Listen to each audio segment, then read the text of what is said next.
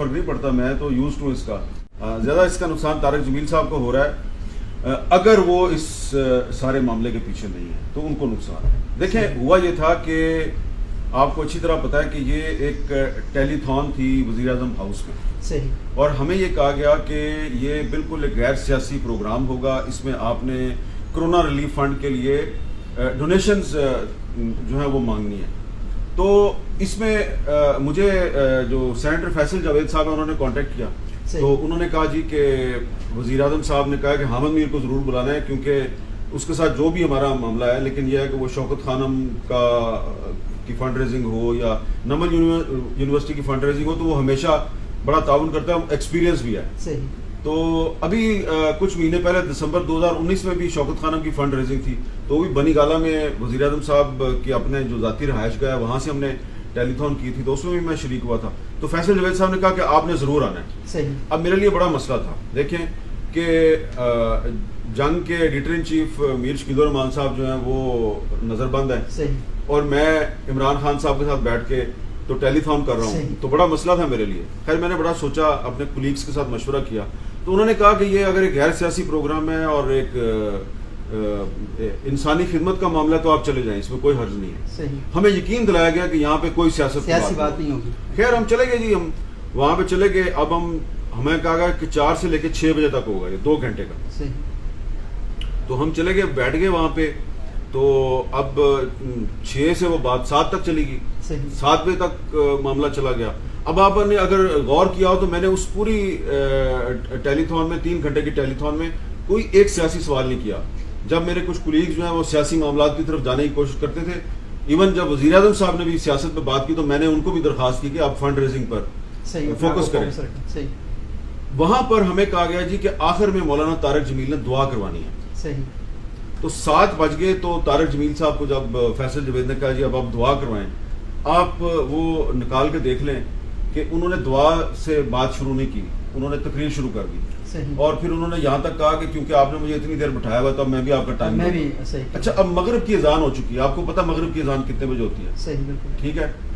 تو مغرب کی اذان ہو چکی ہے اور وہاں پر بہت سے ایسے لوگ ہیں جو نماز مغرب بھی ادا کرتے ہیں, اس میں وزیر اعظم صاحب بھی ہیں. صحیح. تو ہم اب اس پریشانی کا شکار ہیں کہ مغرب کی اذان ہو گئی ہے, کچھ لوگوں نے نماز بھی پڑھنی ہے. اگلے دن رمضان شروع ہو رہا تھا کہ لوگ جو ہیں وہ بڑے اہتمام سے نماز پڑھتے ہیں, تو طارق جمیل صاحب کی تقریر ختم نہیں ہو رہی. اچھا, اور تقریر جو ہے وہ اس میں پھر وہ اجڑا چمن کا قصہ لیا ہے. صحیح. اب جناب 7:20 ہو چکے ہیں, میرے ساتھ ہی بیٹھے تھے فیصل جاوید صاحب. میں نے ان کو کہا کہ فیصل جاوید صاحب ہمارے 8 بجے لائیو پروگرام ہے, اور کئی اینکرز وہاں بیٹھے تھے. ہاں, اس میں کامران شاہد صاحب میرے سامنے بیٹھے تھے, وہ بھی مجھے اشارے کر رہے تھے. مالک صاحب اس طرف بیٹھے تھے, ان کا پروگرام نہیں تھا لیکن انہوں نے بھی کہیں جانا تھا. تو ہم اب پریشان ہو رہے تھے کہ یہ 8 قریب آ رہی ہے اور طارق جمیل صاحب کی دعا شروع نہیں ہو رہی. اس کی وجہ سے ہم وہاں بے چینی کا شکار تھے. تو انہوں نے جا کے دعا جو ہے وہ ختم کی ہے کہیں 7:30 بجے کے قریب. ٹھیک ہے. اب اس میں انہوں نے بہت سی ایسی باتیں کی کہ جس پہ سوال اٹھانا جو ہے وہ جائز تھا. میں نے جو پھر وہاں سے پھر طارق فیصل جاوید صاحب کو میں اپنے ساتھ ہی ادھر لے آیا یہاں پہ, تو انہوں نے ہمارا شکریہ ادا کیا. تو میں نے پھر اپنی ٹرانسمیشن میں اپنا جو پروگرام تھا میں نے صرف یہ کہا کہ یہ جو طارق جمیل صاحب نے کہا کہ ایک میڈیا چینل کا جو مالک ہے اس نے مجھے کہا کہ اگر میں جھوٹ ختم کر دوں تو پھر تو میرا چینل چل ہی نہیں سکتا. تو میں نے کہا آپ کو اس کا نام بتانا چاہیے کیونکہ اس کی وجہ سے تمام ٹی وی چینل کے مالکان اور تمام ٹی وی چینل مشکوک ہو گئے, اور طارق جمیل جیسی شخصیت جو ہے اس کی وجہ سے اس طرح کے شکوک و شبہات نہیں پھیلنے چاہیے. دوسری باتیں جو تھی نا وہ بعد میں آتی ہیں کہ جی سارے جھوٹ بولتے ہیں اور بے حیائی جو ہے اس کی وجہ سے کرونا وائرس پھیلا. تو میں نے ایک سوال اٹھا دیا اپنے پروگرام میں, فیصل جاوید صاحب نے اس پہ کوئی اعتراض نہیں کیا. اسی دن کامران شاہد صاحب نے بھی پروگرام کیا, اسی دن جاوید چودھری صاحب نے بھی پروگرام کیا. جاوید چودھری صاحب کے پروگرام میں طارق جمیل صاحب نے کہا کہ صرف 2 صحافیوں کو میں ایماندار مانتا ہوں, ایک آپ ہیں اور ایک حسن نثار صاحب. وہاں سے جو ہے نا یہ اس بحث نے نیا ٹرن لیا. آپ غصہ ہو گئے تھے اس بات پر کہ نہیں مجھے تو کوئی غصہ نہیں آیا. صحیح. اچھا. تو اگلے دن کیونکہ میرا تو ویسے میں آپ کو بتاؤں میری طارق جمیل صاحب سے مجھے نہیں یاد کہ میں کبھی زندگی میں ان کو براہ راست میری کوئی ان سے ملاقات ہوئی ہے. کبھی فون پہ بھی میری ان سے بات نہیں ہوئی, مجھے یاد نہیں ہے.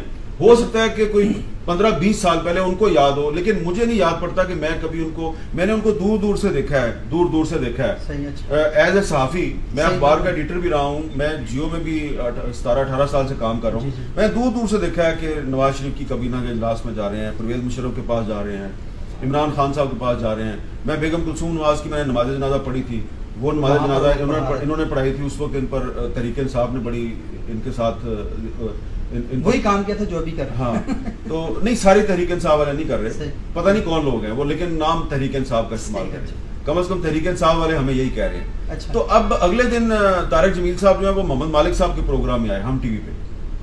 अभी प्रोग्राम शुरू हुआ है, अभी उनसे किसी ने कोई सवाल नहीं किया, तो उन्होंने कहा जी कि मैं आपसे गैर मशरूत माफी मांगता हूँ, और बगैर किसी दलील के मांगता हूँ, कोई बगैर किसी दलील के मांगता हूँ। तो बात उन्होंने वहां पे खत्म कर दी, लेकिन उसके साथ साथ वो फिर कुछ बोलते रहे। तो मैंने उनसे ये कहा कि आप उस मीडिया चैनल के मालिक का नाम बता दें। उन्होंने कहा मैं नाम नहीं बताता। ये गीबत में आता है। फिर मोहम्मद मालिक साहब ने कहा जी अगर आपने माफी मांग लिया तो फिर बात खत्म होगी। थोड़ी सी गुफ्तगू के बाद हमने बात खत्म कर दी वहां पे। सही। वो जो मुझे लगता है ना कि जो उन्होंने गैर मशरूत माफी मांगी है, हमने नहीं मुतालबा किया, उन्होंने खुद मांगी, उस पर कुछ लोग जो हैं वो उनकी अनाक को बड़ी ठेस पहुंची कि यार वो ये तो सच्चे साबित हो गए साफी। सही। तो लिहाजा उन्होंने कंपेन शुरू कर दी हमारे खिलाफ, और हमेशा की तरह बहुत गंदी गंदी गालियां दी, बहुत इल्जामात लगाए। मैंने ज्यादा वैसे फॉलो नहीं किया, मुझे बीबीसी वालों ने फोन करके बताया सही। कि आपके खिलाफ अच्छा। कोई ट्रेंड चल रहा है कि आप माफी मांगे। मैंने कहा मैंने क्या किया, मैं माफी मांगू। अच्छा, वैसे मैं तो फॉलो कर रहा हूँ और देख रहा हूँ कि मुसलसल एक पूरा जो मैदान जंग है वो खड़ा किया। तो उसमें लेकिन सर आप मुझे एक सवाल का जवाब देना, जी, ये बताएं कि वो जिस किस्म की जुबान मौलाना तारिक जमील साहब के हामी इस्तेमाल कर रहे हैं, तो किसी आलम दीन के हामी रमज़ान मुबारक के मुक़द्दस महीने में जब इस तरह की जुबान इस्तेमाल करें, तो उस आलम दीन के बारे में आपकी क्या राय कायम हो? मेरी आलम दीन से ज़्यादा ये है कि शायद या तो मौलाना तारिक जमील साहब की दुआओं ने और तकरीरों ने उन पर असर नहीं किया, या उल्टा असर हो गया, या उल्टा असर हो गया, या इन्होंने कभी उनकी तकरीर सुनी नहीं है मेरा ख्याल है। हाँ, ठीक है। 3 चीज़ें हो सकती। अच्छा मेरे साथ, लेकिन जो बात तारिक जमील साहब कर रहे थे और वो ये कह रहे थे कि पाकिस्तानी मीडिया झूठ बोलता है। मैंने खुद देखा कि आपका एक क्लिप है बेगम नवाज शरीफ के साथ, उसमें तो आप खुद मान रहे हैं कि पाकिस्तानी मीडिया झूठ बोलता है, हम 10% ज़्यादा सच अब बताएं। देखिए ना, ये आप 10% आप एग्जैक्टली देखें ना, ये कितनी पुरानी बात है, 10 साल पुरानी बात है, तकरीबन 10 साल पुरानी। ठीक है, 10 साल पुरानी। उसमें मेरा ख्याल है वो किसी प्रोग्राम का क्लिप है। सही। तो उसमें जो मुझे याद पड़ता है कि मैंने ये कहा था कि हम ज़्यादा से ज़्यादा 10% सच बोल सकते हैं, सही। ठीक है। ये 2010 में मैंने कहा था। उसके बाद मैंने ये भी कहा है कि अब हम 5% पे आ गए हैं। तो भाई इसीलिए ये जो आप करते हैं सहाफ़ियों के साथ, जो लोग करते हैं और करवाते हैं, उन्हीं की तरफ तो मैं इशारा कर रहा था। परवेज़ मुशर्रफ जो है उसने तो हम पर सिर्फ पाबंदी लगाई, ठीक है ना, मेरे पे भी पाबंदी लगाई और भी लोगों पर पाबंदी लगाई। 2010 में क्या हो रहा था हमारे साथ, जब बेगम नवाज शरीफ जो है उसने जब ये इंटरव्यू किया, तो 2010 था, मेरा ख्याल है अक्टूबर का महीना था। उस वक्त क्या हो रहा था, उस वक्त अल्ताफ हुसैन साहब लंदन से बैठकर और उन्होंने पाकिस्तान के तमाम टीवी चैनल्स पर अपना एक मार्शला लगाया हुआ था, और हुकूमत हमारी बिल्कुल मदद करने के लिए तैयार नहीं थी, क्योंकि MQM हर हुकूमत की इत्तेहादी बन जाती है। और 4-4 घंटे की ट्रांसमिशन। और उस जमाने में ये हुआ था कि क्योंकि मैंने इमरान खान साहब को अपने प्रोग्राम में बिठाकर तो अल्ताफ हुसैन का एक क्लिप चलाया था, जिसमें उन्होंने हिंदुस्तान में कहा कि ये जो पाकिस्तान बना है ये गलत बना है। तो उसके बाद MQM वाले जो हैं उन्होंने कराची में जियो टीवी को बंद कर दिया। सही। तो पीपल्स पार्टी की हुकूमत हमारी मदद करने के काबिल नहीं थी, कोई भी हमारी मदद नहीं कर रहा था। अच्छा, और पीपल्स पार्टी की हुकूमत ने मेरा और जियो टीवी का बायकॉट किया हुआ था। सही। और हम बहुत प्रेशर में थे, हमारे इश्तिहार भी बंद किए हुए थे।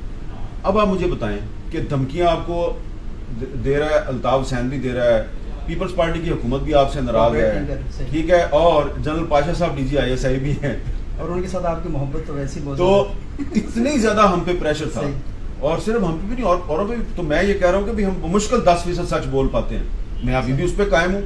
और अब तो हम उससे भी कम सच बोल पाते हैं, इसलिए कि जब से तहरीक इंसाफ की हुकूमत आई है, तो आप छोड़ दें पाकिस्तान में किसी ने क्या कहा, जो वर्ल्ड प्रेस फ्रीडम इंडेक्स है जो अभी थोड़े दिन पहले जारी हुआ है, उसमें पाकिस्तान 3 पॉइंट नीचे आ गया। तो फिर तारिक जमील साहब बात सही कर रहे हैं ना? क्या उन्होंने कहा है कि मीडिया झूठ बोलता है? मीडिया झूठ बोलता है, उनको ये भी बताएं कि सारा मीडिया झूठ नहीं बोलता। جو لوگ سچ بولنے کی کوشش کرتے ہیں ان کو گولیاں ماری جاتی ہیں. صحیح بالکل. ٹھیک ہے, ان کو گولیاں ماری جاتی ہیں. 120 صحابی پاکستان میں شہید ہو چکے ہیں. اچھا, ان پر پابندیاں لگائی جاتی ہیں, جھوٹے مقدمات بنائے جاتے ہیں, لیکن وہ پھر بھی کھڑے رہتے ہیں. ٹھیک ہے, انہوں نے بات ایک مالک کے بارے میں کی ہے نا, تو مالک کا نام لینے کی ان میں جرت نہیں. آپ دیکھیں یہ جتنے بھی لوگوں نے پروپیگنڈا کیا ہے, جھوٹ بولا ہے, صحیح, وہ یہ نہیں پوچھ رہے آپ سے مالک کا نام بتائیں. وہ یہ نہیں, وہ کہہ رہے ہیں حامد میر تم معافی مانگو. حامد میر کس چیز کی معافی مانگے؟ حامد میر تو اس لیے اس نے سوال اٹھایا تھا کہ وہ تو گولیاں کھاتا ہے آپ کے لیے, اور اس کو آپ جھوٹے الزامات لگاتے ہیں, گاڑی کے نیچے بم لگاتے ہیں. کیا وہ جو میری گاڑی کے نیچے بم لگا تھا اس کی ذمہ داری کس نے قبول کی تھی؟ اس وقت تحریک طالبان کا نام سامنے آیا. اس کا کون تھا ترجمان؟ احسان اللہ احسان نے بی بی سی کو فون کر کے ذمہ داری قبول کی تھی. صحیح بالکل. مقدمہ درج ہوا, احسان اللہ احسان گرفتار ہوا. کسی نے اس سے پوچھا کہ تم نے یہ جو اعتراف کیا تھا کہ میں نے حامد میر کی گاڑی کے نیچے بم لگایا, تو تم نے کس کے کہنے پہ تم نے یہ اعتراف جرم کیا تھا؟ اور پھر وہ اچانک بھاگ گیا کسٹڈی سے. ٹھیک ہے, وہ بھاگ گیا. اب میڈیا جو ہے وہ بیچارہ بتا نہیں سکتا کہ یہ سارا کیسے ہوا تھا, کیونکہ جب میڈیا کچھ سچ بولنے کی کوشش کرتا ہے آپ گولیاں مار دیتے ہیں, آپ اندر کر دیتے ہیں, آپ الزام لگا دیتے ہیں. تو جب کوئی بول نہ سکے تو آپ کہتے ہیں تم جھوٹے ہو, تم جھوٹے ہو, تم جھوٹ بولتے ہو. تو صرف اتنا سوال کر دیا کہ جی جو باتیں آپ نواز شریف صاحب کے بارے میں کہتے ہیں وہی باتیں آپ عمران خان کے بارے میں کہتے ہیں, تو آپ ہر حکمران کی تعریف کیوں کرتے ہیں؟ تو آپ کو تکلیف ہو گئی ہے. تو میں نے جو بھی بات پہلے کی ہے, پہلے تو میں نے کہا تھا نا 10% میڈیا سچ بولتا ہے, اب تو اس سے بھی کم بولتا ہے, لیکن بول تو رہا ہے نا. لیکن آپ یہ بھی تو دیکھیں کہ بولنے والوں کے ساتھ ہوتا کیا ہے, اصل سوال یہ ہے. صحیح. اچھا میر صاحب, آپ پر جب حملہ ہوا تو اس کی ایک رپورٹ آنی تھی, اس ایک رپورٹ تو ہمارے سامنے آئی تھی, تو آپ کیا مطمئن ہیں؟ کیونکہ ابھی بحث دوبارہ سے شروع ہو گئی ہے. کیا یہ جو رپورٹ آئی تھی آپ کے بارے میں؟ بھائی اگر میرے پہ جن لوگوں نے حملہ کیا تھا یا کروایا تھا, تو سپریم کورٹ کے 3 ججوں نے اس کی انکوائری کی, اور میں 3 دفعہ زخمی حالت میں ان کے سامنے پیش ہوا. صحیح بالکل. جن لوگوں پر الزام تھا وہ تو کمیشن کے سامنے آئے نہیں, اور پھر کمیشن کی رپورٹ بھی پیش نہیں ہوئی. اگر کمیشن کی رپورٹ آ جائے تو ایک مثال بن جاتی کہ یار اگر آئندہ سے آپ نے کسی کو گولیاں ماری تو پھر جو ہے نا وہ آپ کو سزا ملے نہ ملے, لیکن یہ ہے کہ دنیا کو پتہ چل جائے گا کہ یہ آپ نے کام کیا. تو وہ 6 سال کمیشن کی رپورٹ نہیں ہے, لیکن جب آپ سپریم کورٹ میں گئے, آپ نے وہاں جا کے اپنا مقدمہ پورا بیان کیا, تو آپ کے پیٹ کے اوپر پٹی بندھی ہوئی تھی.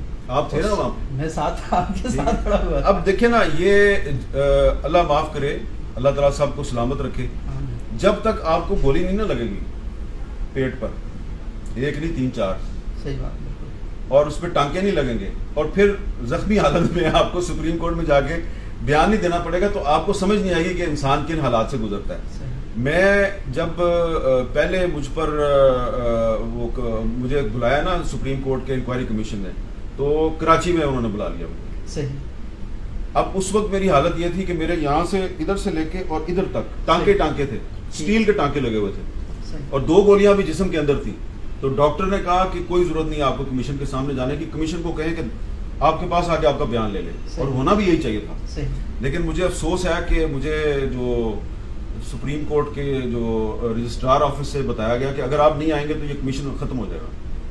تو میں نے کہا کہ پلیز دیکھیں میں وکٹم ہوں, تو جج صاحبان سے کہیں کہ وہ آ جائیں, میں تو آ نہیں سکتا. انہوں نے کہا نہیں, اگر آپ نہیں آئیں گے تو کمیشن ختم ہو جائے گا. میں نے ڈاکٹر انعام پال کی مرضی کے خلاف فیصلہ کیا کہ میں کمیشن کے سامنے جاؤں گا, تو میں ویل چیئر پہ بھی نہیں بیٹھ سکتا تھا.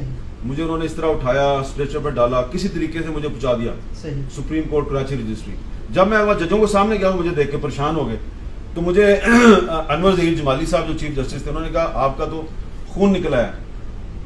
میں نے کہا یہ خون اس لیے میرا نکل رہا ہے کہ ٹانکے ٹوٹ گئے ہیں, جو اسٹچز ہیں وہ ٹوٹ گئے ہیں, کیونکہ ابھی تو تازہ زخم ہے, تو اسٹچز ٹوٹ گئے ہیں, لیکن آپ میرا بیان ریکارڈ کریں. انہوں نے کہا کہ نہیں, آپ کی حالت ایسی نہیں کہ ہم آپ کا بیان ریکارڈ کریں, ہم آپ کو پھر دوبارہ بلائیں گے, آپ جائیں. مجھے واپس بھیج دیا, صرف اس کام کے لیے مجھے واپس بھیج دیا, میرا بیان بھی ریکارڈ نہیں کیا. اب اس کے بعد پھر مجھے انہوں نے کراچی میں ہسپتال میں داخل ہوں. پہلی ہیئرنگ کراچی میں ہوئی ہے, میں پہنچ گیا, انہوں نے بیان ریکارڈ نہیں کیا. دوسری ہیئرنگ انہوں نے اسلام آباد میں رکھ لی اور مجھے اسلام آباد بلا لی. میں تو یہ سمجھا کہ یہ چاہتے ہیں کہ میں آؤں ہی نہ. ٹھیک ہے, اب میں وہاں سے جناب پھر میرے لیے یہ ڈبل ہو گیا, ایک ڈبل مشکل ہوگی. کہ پہلے میں ہسپتال سے ایئرپورٹ جاؤں, ایئرپورٹ سے میں جہاز میں چڑھوں, جہاز میں پھر میں 2 گھنٹے جہاز میں رہوں, پھر میں جہاز سے اتروں. خیر میں نے کسی طریقے سے یہ بھی مینیج کیا. تو جب میں دوبارہ نکل رہا تھا وہاں سے تو مجھے ڈاکٹروں نے کہا کہ تمہارے پہلے بھی ٹانکے ٹوٹ گئے تھے, تو اب تم نے نا ایبڈومینل بائنڈر جو ہے نا وہ لگا رہے ہیں. اس کو کہتے ہیں, وہ پٹی نہیں ہے, وہ ایبڈومینل بائنڈر ہے. وہ ایبڈومینل بائنڈر اس لیے لگاتے ہیں کہ اگر آپ کا اندر کوئی زخم ہے اور سٹچز لگے ہوئے ہیں تو وہ بائنڈ کر کے رکھتا ہے, آپ کے جسم کو باندھ کے رکھتا ہے تاکہ آپ کے سٹچز نہ ٹوٹیں. بجائے کہ آپ میرے سے ہمدردی کریں کہ میں سٹچز لگے ہوئے جسم کے ساتھ میں وہاں پہ پہنچوں, آپ مذاق اڑا رہے ہیں. لیکن یہ سارے لوگ ایسے نہیں ہیں سبوک صاحب. مجھے جب میں آغا خان اسپتال سے نکلا تھا تو عوام کی اکثریت جو ہے جو سوشل میڈیا پہ نہیں ہے, انہوں نے میری بڑی سپورٹ کی اور مجھے کہا گیا کہ تم پاکستان سے چلے جاؤ, پاکستان میں تمہارا کوئی مستقبل نہیں. میں نے کہا یہ غریب لوگ جو ہیں یہ میرے ساتھ کھڑے ہیں تو میں پاکستان سے کیوں جاؤں. تو میرا جو اصل قصور ہے نا, جس کی وجہ سے یہ کچھ لوگ سوشل میڈیا پہ ابھی تک گالیاں دیتے ہیں, وہ یہ ہے کہ یار اس کو گولیاں بھی مار دی ہیں, یہ پھر بھی ٹی وی پہ آتا ہے, یہ پاکستان چھوڑ کے نہیں جاتا, اب اس کو اور تو کچھ نہیں کہا, اس کو گالیاں دو. بم بھی لگایا تھا گاڑی کے نیچے پھر بھی نہیں بھاگا. یہ مسئلہ ہے ان کا. اچھا امیر صاحب, یہ باتیں ساری اپنی جگہ پر ہیں اور کچھ واقعات کے ہم خود میں نہیں شاہد ہیں. آپ تو بلکہ جب آپ پر قاطعانہ حملہ ہوا اس وقت بھی آپ تو ایک ادارت پیشی کے لیے جا رہے تھے, ایک کیس آپ کے اوپر تھا تو آپ پیشی کے لیے جا رہے تھے. تو یہ مجھے بتائیں کہ آپ کے اوپر یہ بھی الزام ہے کہ جب ممبئی اٹیکس ہوئے تھے تو اس وقت پوری دنیا خاموش تھی اور آپ پر الزام لگایا جا رہا ہے کہ آپ اجمل قصاب کا دنیا کو بتا رہے تھے کہ یہ پاکستانی ہے, یہ پاکستانی ہے.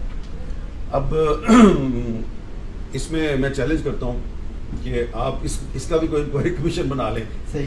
ایک بہت محترم اور اہم شخصیت جو ہے اس نے کچھ ٹی وی چینلز کے مالکان کو اپنے سامنے بٹھایا اور کہا کہ دیکھیں حامد میر جو ہے وہ اجمل قصاب کے گاؤں چلا گیا اور اس نے اجمل قصاب کے گاؤں میں جا کے اس کے گھر کے سامنے کھڑے ہو کے, دروازے کے سامنے کھڑے ہو کے پروگرام کر دیا کہ یہ اجمل قصاب کا گھر ہے. صحیح. دیکھ کتنا غلط کیا حامد میر نے. وہاں پہ جو مالکان بیٹھے ہوئے تھے سب کو پتا تھا کہ یہ بات غلط کر رہا ہے. صحیح. میں کبھی اجمل قصاب کے گاؤں نہیں گیا, کبھی زندگی میں نہیں گیا, لیکن اب وہ شخصیت اتنی طاقتور تھی کہ وہ اب اگر غلط بیانی کر رہی ہے تو کسی ٹی وی چینل کے مالک کی جرت نہیں ہے کہ ہم کہیں گے جی آپ سے غلطی, اس لیے کہ ایک چٹکی بجاتے میں جو کیبل ہے, کیبل پہ چینل بند ہو جاتا ہے.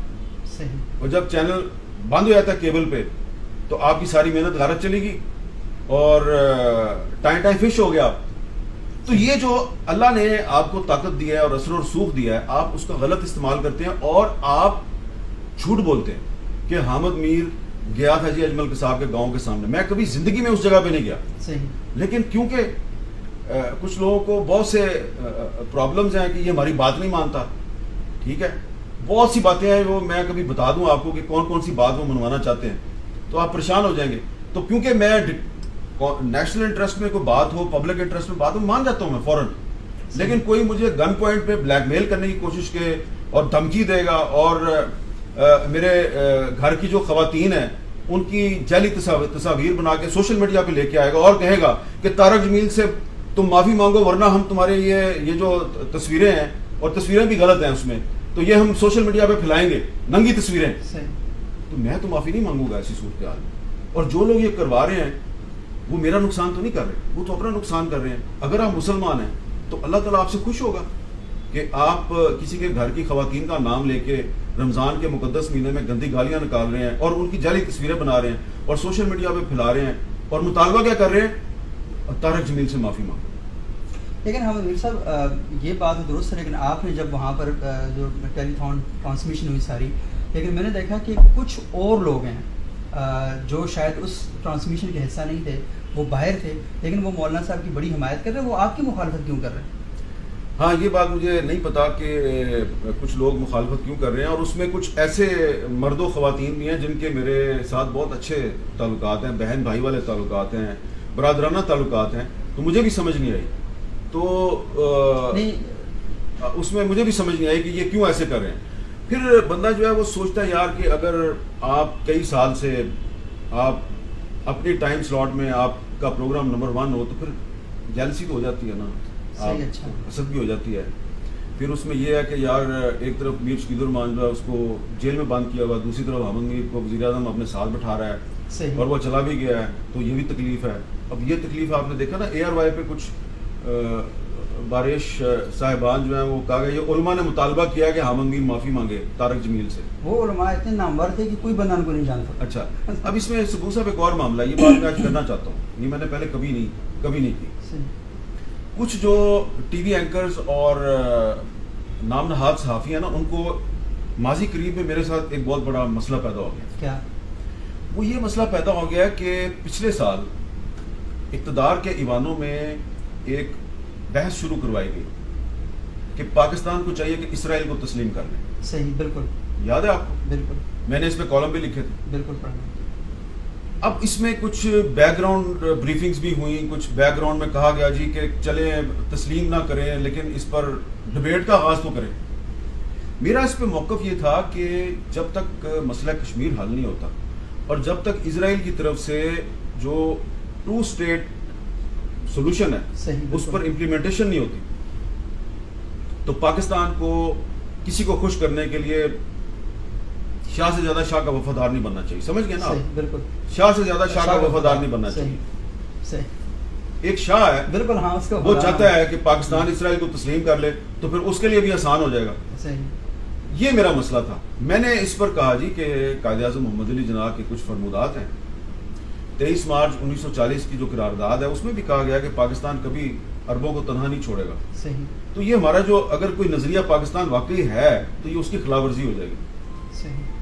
پھر ایک ملاقات کا اہتمام ہوا وزیر اعظم عمران خان سے. صحیح. اب اس ملاقات میں کوئی 20-25 لوگ تھے, وہاں پر یہ بحث شروع کروا دی گئی. آپ تھے؟ میں بھی تھا. اچھا, ٹھیک ہے. وہاں پر یہ بحث شروع کروا دی گئی اور ہمارے کچھ کولیگز جو ہیں, اینکر جو ہیں, وہ صحافی کی بجائے بن گئے مشیر, اور انہوں نے مشورے دینے شروع کر دیا جی وزیر اعظم صاحب اگر آپ اسرائیل کو تسلیم کر لینا تو پاکستان کے بڑے مسائل حل ہو جائیں گے. صحیح. اب وزیر اعظم صاحب جو ہیں وہ ان کی باتیں سنتے جا رہے ہیں. ایک مشورہ آیا ہے, دوسرا نے بھی وہی مشورہ دے دیا, تیسرے نے بھی وہی مشورہ دے دیا. میں اس طرح بیٹھا ہوا تھا لیفٹ سائڈ پہ وزیر اعظم کی, صحیح, اور میں نے دیکھا وزیر اعظم کے سر کے اوپر قائد اعظم کی تصویر لگی ہوئی ہے, اور میں بڑے غور سے دیکھ رہا ہوں کہ عمران خان کی باڈی لینگویج کیا ہے. صحیح. میں کیونکہ ان کو بڑے عرصے سے جانتا ہوں, مجھے اندازہ ہو گیا کہ عمران خان جو ہے وہ اندر سے تیار نہیں ہے اس معاملے, اور وہ ان سے ایگری نہیں کرتا, اور وہ چاہ رہا ہے کہ یہ بحث ختم ہو جائے. تو اب کیونکہ سارے مشیر بنے ہوئے نہیں, بحث ختم ہو جائے. بحث شروع کس نے کروائی؟ بحث تو اینکروں نے شروع کروائی, عمران خان نے تو نہیں شروع کی. صحیح, ٹھیک. وہ صحافی جو صحافی نہیں مشیر بننے کی کوشش کرتے ہیں, انہوں نے بحث شروع کی نا, جو کہتے ہیں کہ میڈیا سچ بولتا ہے. صحیح. لیکن باہر آ کے انہوں نے کبھی نہیں بتایا آج تک صحیح کہ جی ہم نے مشورہ دیا تھا عمران خان کو اسرائیل کو تسلیم کر لو. صحیح. تو میں نے پھر وہاں پہ کہا کہ جناب وزیر اعظم, یہ جو آپ کے سر کے اوپر تصویر لگی ہوئی ہے نا, یہ قائد اعظم محمد علی جناح ہے, یہ آپ سے بڑا لیڈر ہے, میرا لیڈر یہ آدمی ہے. تو اس نے جو 23 مارچ 1940 کو جو قرارداد منظور کروائی تھی اس میں یہ کہا تھا کہ ہم کبھی عربوں کا ساتھ نہیں چھوڑیں گے, ہم فلسطینیوں کا ساتھ نہیں چھوڑیں گے. اور پھر جب پاکستان بن گیا تو اسرائیل کے وزیر اعظم نے رابطہ کیا کہ آپ ہمیں تسلیم کریں, تو قائد اعظم نے اس کو کوئی جواب نہیں دیا. تو ہمیں بہت سوچ سمجھ کے فیصلہ کرنا چاہیے.